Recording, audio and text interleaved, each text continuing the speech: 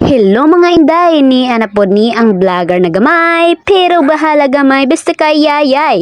So for today's video mga inday, kukuha ta ng national ID mga inday. So niara po na nga akong Chris Jean na gamay, nagpabadlong ginagmay. Nisaka na siya sa may hagdanan na taas-taas o gamay. Parihan niya, gamay. So bahalag small basta kay battery ball. Wahahay! Og karon mga inday, naglangay-langay gyud nig taman mga inday, ang akong gamay. Og iya jud kong gipalagot ni gawa sa kong utot, pero ang tanan ay atik ra mga inday, katawa mo ginagmay para di mo bitay imong dagway. Og karon mga inday, ubod ng kulit mga inday, bisag unsa ra ipangutana sa ako mga inday. Gipanganak maning tukatib, ambot lamang kung sa eskwelahan kanibay mo answer. So karon mga inday, daghan ka isyag pangutana og excited na siya mga inday na makakuha daw siya og national ID. So karon mga inday, naa jud ta sa barangay mga inday, kay naaman diri ang mga nag-opisina sa national ID mga inday. So mga requirements daay nato mga inday is birth certificate lang mga inday.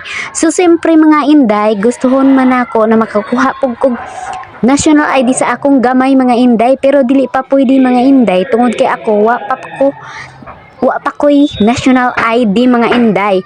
Makakuha day ka og national ID sa imong bata mga inday kung ikaw mismo na anak kay national ID mga inday. So maro to mga inday.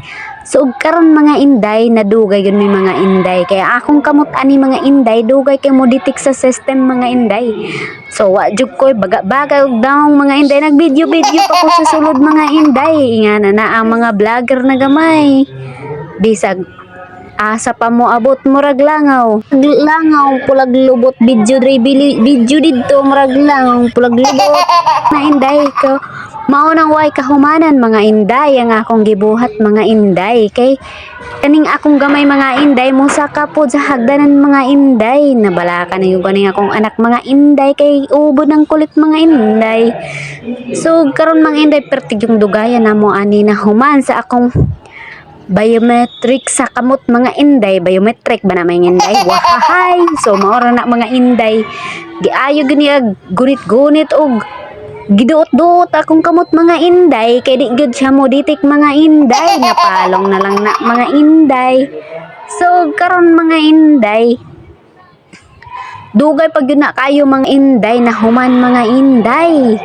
So ang akong anak mga inday, grabe yun na kakulit diha mga inday. Sige ra nagpangutana, iyaha lagi daw, kay gusto siya magpa biometric or magpa national ID mga inday. Mo nang sigihan ako niya kulit-kulit mga inday. So dihang dapita mga inday, wa pa jud ko na human ana mga inday. Kay ko bagdali ra ni magkuha national ID mga inday, ka perting dugaya mga inday. Ilibat-libat pa na imong mata, idako dako pati ang kamuti. Kinahanglan iduot-duot pag yun na mga inday. So, og karon mga inday, perti yung dugaya mga inday, ambot lang ning kamuta mga inday, na di man mo dawat ang system mga inday. So gibarikos na siguro ning kamuta mga inday. So naguol na ang kuan ani mga inday, kay perting dugaya na mo mga inday. Salamat ang gyud tawon mga inday, kay pag abot na mo didto sa barangay mga inday, kay cameraman ang tao dito mga inday, wa nilain mga inday. So nagre-register dai mi ana mga inday, kay adto na namo kwaon dito daw sa Aurelio ang akong ID ana mga inday, kay wa man ko grabe na kung kuyawa ani mga inday, kay ang akong kamera mga inday naabot na sa ilawom sa lamisa mga inday, kay perti na kung kuyawa niya kauban ni kalitrag tunga mga inday. So wa na gyud sa video sa akong pag biometric ani mga inday to. So karon mga inday, nahimuot jud ko aning video ha mga inday, kay ang ilawom naman sa lamisa ang atong nabidyohan na ni mga inday. So og karon mga inday, human naman ko ana nag biometric mga inday. So nagvideo na lang ko ana mga inday, syempre dili pa halata, o di ba? So i-flex po nato si Chris Jean na ubod ng kulit mo ora na mga inday.